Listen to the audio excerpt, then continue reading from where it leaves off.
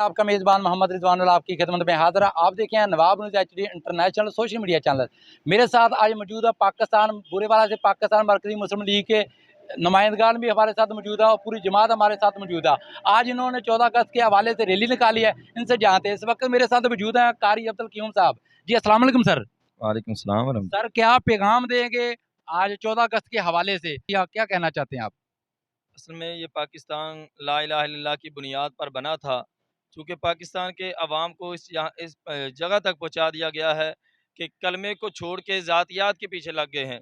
पाकिस्तान मरकज़ी मुस्लिम लीग ने जब पाकिस्तान की ये हालत देखी तो इन्होंने अपने आप को इसलिए खड़ा किया कि कौम को ला इलाहा इल्लल्लाह की जो असल बुनियाद पे जिस पे पाकिस्तान बना था वहाँ खड़ा किया जाए, और इसी कलमे की बुनियाद पर ही पाकिस्तान की बका है।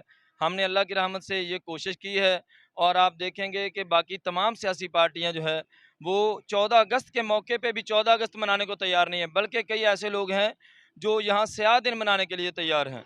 जबकि पाकिस्तान अल्लाह की रहमत से कलमे की बुनियाद पे बना है और दुनिया का वाहिद मुल्क है जो कलमे की बुनियाद पे, नज़रिए की बुनियाद पे बना है। तो इंशाअल्लाह हम पाकिस्तान के साथ हैं, सारे अवाम को लेके पाकिस्तान के साथ हैं। पाकिस्तान जिंदाबाद, पाक फौज पाइंदाबाद। जी बहुत शुक्रिया। पाकिस्तान का मतलब क्या?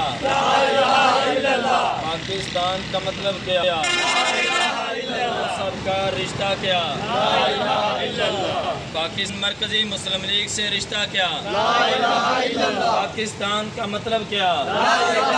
कश्मीरियों से रिश्ता क्या? पाकिस्तान का मतलब क्या?